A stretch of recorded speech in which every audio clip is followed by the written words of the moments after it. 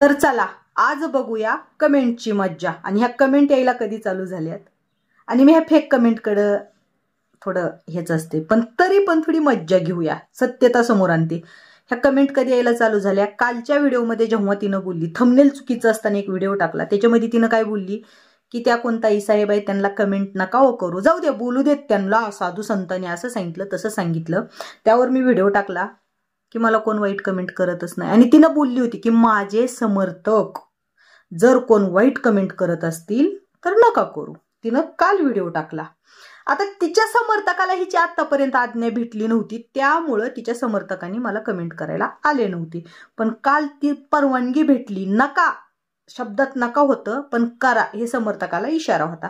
मग असेल contact number भरपूर आहेत, कुणाला तरी फोन करून सांगितलं असेल की बाबा जा आणि मी समर्थक आहे म्हणून कमेंट कर। आजच्या व्हिडिओला आता मी जवळजवळ 1 महिना झाले व्हिडिओ टाकते, त्या अकाउंटची कमेंट आली नव्हती। आजच्या व्हिडिओला त्या अकाउंटची कमेंट आली हा आज आली। इतके दिवस तो समर्थक झोपलेला होता, इतके दिवस तो समर्थक नव्हता।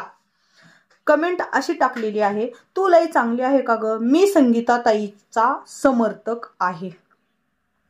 आता कदाचित असंही असू शकतं तिचा समर्थक नसताना जे तिच्या विरोधातल्या कोण बायका आहेत, तिच्या विरोधातल्या कोण बायका आहेत त्यांनी मुद्दाम तिचा डीपी स्वतःच्या ह्याला लावून माझं तिचं जास्त वाद लागावं किंवा मी तिला घाणेरडं बोलावं म्हणून तिच्या नावाखाली कुणीतरी कमेंट करू शकतं। होऊ शकतं की मी तिचा समर्थक आहे म्हणून कमेंट करू शकतं, कारण त्याला हेच नाही। होऊ शकतं तसं की बाबा चला ही तिला तोंड देती बोलती ना तर आपण खाली जाऊन कमेंट करायच्या, तर जी कोण आहे ना कमेंट करणारं तर बाबा जरा चेहरा दाखवून बोल, मला काही प्रॉब्लेम नाही। आणि कमेंट केलं तर एवढं कुणाला वेळ आहे कमेंट वाचत बसायला, तुला एवढा पुळकाच आहे ना तिचा तर डायरेक्ट तू व्हिडिओज टाक ना माझ्यासारखं चेहरा दाखवून। आता पुढं बघूयात। ताईचं म्हणणं आहे की आम्हाला 10 बापानं काढलेलं नाही, इथं युट्यूबवर येऊन धिंगाणा करायला, गेलेल्या बायाच इथं युट्यूबवर येऊन धिंगाणा करतात। मग ज्याची तू स्वतःला समर्थक आहे म्हणती ते पण युट्यूबवर आहे, आता तूच ठरव ते आलेली आहे का गेलेली आहे। तू स्वतः म्हणली की गेलेल्या बायाच युट्यूबवर येऊन धिंगाणा करतात, मग तू युट्यूबवर येत नाहीस तर बावळट कमेंट कशानं कुठून करायली? आदर आहे ना युट्यूबवर अकाउंट तुझं, कमेंट करायला आलीस मग तर तू किती गेलेली आहेस। चेहरा नाही दाखवता चोरून कमेंट करते ना चोट्टी। आणि जरा विचार कर, कारण ज्याची तू समर्थक म्हणती ते पण युट्यूबवर आहे, मग कोण गेलेलं आहे का कोण आलेलं आहे हे पहिलं ठरव। आता तिसरी कमेंट, तुला 10 बापानं काढलं म्हणून तू सोशल मीडियावर दुसऱ्याबद्दल बोलती। पॉइंट आहे, पण मी चेहरा दाखवून बोलते त्यामुळे एकाच बापानं काढलं, पण तुला किती बापानं काढलं चेहरा लपवायला? तुला कशाची लाज वाटायली चेहरा लपवायला? आणि हा मी दुसऱ्याबद्दल बोलते पण मी फक्त 1 जणाबद्दलच बोलते, 1 जणाबद्दलच, पण ज्याची समर्थक म्हणून तू मला कमेंट करायला आला ना किंवा आली ना, ती तू ज्याची समर्थक आहेस ती किती जणाबद्दल बोलते? मग आता तू ठरव किती बापाचे। चेहरा दाखवून बोल। आणि पहिली गोष्ट, मी 10 बापाची का तर मी दुसऱ्याबद्दल, फक्त मी 1 जणाबद्दलच बोलते, दुसऱ्याबद्दल बोलते म्हणून 10 बापाची। मग ज्याची तू समर्थक आहेस ती पण दुसऱ्याबद्दलच बोलते आणि ती बी भरपूर जणाबद्दल। मग आता तूच जरा विचार किंवा तूच चेहरा दाखवून सांग किती बापाची। फक्त कमेंटचं उत्तर आहे बरं का, मी कुणाला फालतू नाही बोलत, फक्त कमेंटचं उत्तर। तुला तिच्याशिवाय दुसरं काय सुचत नाही का ग? तू का तिच्या मागं हात धुवून पडली? जसं ती जरांगेविषयी बोलती तू तिला सांगती बोलायचं नाही, तुला काय करायचंय? बरं आता मी तुला विचारते, जरांगेविषयी ती काय बोलती काय नाही मला काय नाही करायचं ना, पण तुला काय करायचंय? मी कुणाविषयी बोलते ह्याच्यावर, उलट मी चेहरा दाखवून बोलते, तू तर बगैर चेहऱ्याचं भूत बोलायली। तुला काय करायचंय? चेहरा दाखवून बोल, मग मी तुझ्या ह्या प्रश्नावर नक्की नक्कीच विचार करन. आणि तू लय धुतल्या तांदळाची आहे का?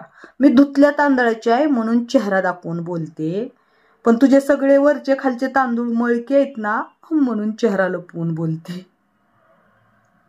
तू पण जेवढं तिला बोलशील ना, आम्ही पण तेवढं तुला बोलू, तुझ्या मागे हात धुवून लागू. अगं बाई, कमेंट किती जरी केल्या, काही जरी केल्या, लोक एवढं वाचत नाहीत. अवश्य लाग माझ्या हात धुवून. मी तर बोलायचं नाहीच सोडणार मुळात मध्ये. अवश्य लाग माझ्या हात धुवून पाठीमाग, अवश्य लाग. पण माझ्यासारखं चेहरा दाखवून लाग. मी कसं चेहरा दाखवून बोलते ना तिला, तसं तो अवश्य माझ्या हात धुवून माग लाग. आम्ही म्हणजे आम्हीचा अर्थ तुमचा ग्रुप, तुमच्या समर्थकांचा ग्रुप. पण कमीत कमी तुझ्या जी डीपीला तुझ्या संगीतताईचा फोटो आहे ना, तर तो काढ. कारण मी घाणेरडं बोलत नाही.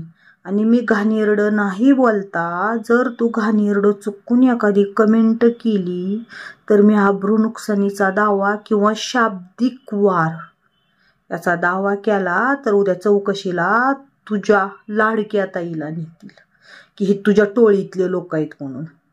आणि हे मात्र आज सिद्ध केलं बरं का, टोळी आहे तुमची म्हणून. अवश्य बोल ना, मला काय फरक नाही पडत.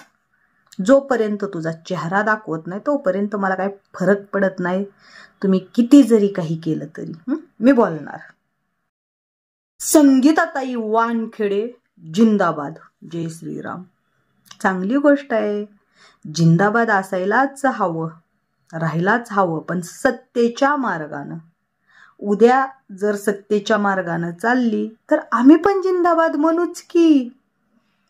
हा ग, जी कोण बाई माणूस आहे, जन्म दिलेला आई बापाला कधी जिंदाबाद म्हणली नसशील आणि लोकाची तळवे चाटणारी नालायक बाई तू. अवघड आहे रे बाबा, कठीण आहे कठीण.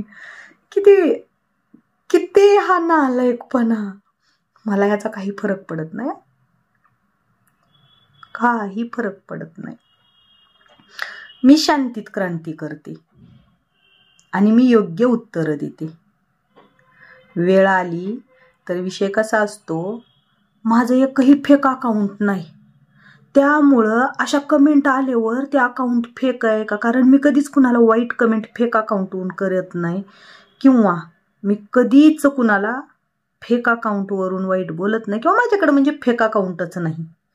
त्यामुळं मी उद्या पोलिसात म्हणजे जाणार तर नाही सध्या, पण जर अति झालं तर मी जेव्हा पोलिसात गेले तर तुमच्या माहितीसाठी सांगते, पोलिसांमध्ये गेल्यानंतर मला अकाउंटची माहिती क्लिअर काढायला काहीच वेळ लागत नाही. कारण बाकीच्या बाया फक्त आम्ही फेक अकाउंटचं दिलंय, फेक अकाउंटचं दिलंय एवढंच म्हणत राहिल्या. का तर त्यांच्या अकाउंट असतील फेक म्हणून घाबरत होत्या. त्यांनी कुणाला ट्रोल केला असेल, कुणाला टार्गेट केला असेल, कुणाला वाईट बोलले असतील म्हणून घाबरत होत्या. तसं मी वाईट बोलण्याची सुरुवात मी केलेली नाही. माझ्याकडे व्हिडिओ डाउनलोड आहेत. मी कुणाला वाईट बोललेली नाही. मी वैचारिक विचार मांडले होते, ती पण संघर्ष योद्धेच्या बाबतीत. त्यावर मला वाईट बोललं गेलं, नंतर मी वाईट बोलले गेले, वाद वाढत वाढत गेले. उलट माझ्या चारित्र्यावर डाग लावले, पण मी कुणाच्या चारित्र्याला डाग लावलेली नाही कुणाचं ऐकून, किंवा मी कुणाला बदनाम ठरवलेलं नाही कुणाचं ऐकून. त्यामुळं मी स्पष्टपणे जर गेले सायबरमध्ये, मी पोलीस स्टेशनला नाही जात, सायबरमध्ये जर गेले तर क्लिअर, कारण मला तिथला कायद्या कानूनचा सगळा अनुभव आहे आणि मी क्लिअर काढू शकते. कारण यूट्यूब अकाउंटची अशी गंमत आहे ना, आपल्याला यूट्यूब अकाउंट खोलावायचं म्हणलं की जीमेल ईमेल आय डीच लागतो आणि कुठलाही जीमेल ईमेल आय डी जो असतो तो नंबर शिवाय निघत नाही. त्याच्यासाठी फोन नंबरच असावा लागतो. त्यामुळं खूपच सोपं आहे फेक आय डी काढणं. पण मला सध्या काढायची नाही, जरा मज्जा बघायची तुमच्या लोकांची, तुम्ही कुठपर्यंत पोहोचू शकताय. कारण एवढ्यात खायला गेलं तर त्याचा स्फोट जास्त होणार नाही. मग त्याचा स्फोट जास्त होऊ द्यायचा म्हणलं तर थोडे दिवस थांबावं लागतं. म्हणून माझ्याशी कुठलीही गोष्ट करताना कंप्लीट विचार करून करा, कारण मी खूप शांत विचार करून करते. मी कुठलेच निर्णय ताबडतोब घेत नाही आणि धमक्याही देत नाही. म्हणून सांगते तुमच्या हितासाठी. उगाच कुणाचं तरी ऐकून तुम्ही काही करायला जाचाल आणि फिक्स फसचाल. फिक्स शब्द असतो आपला.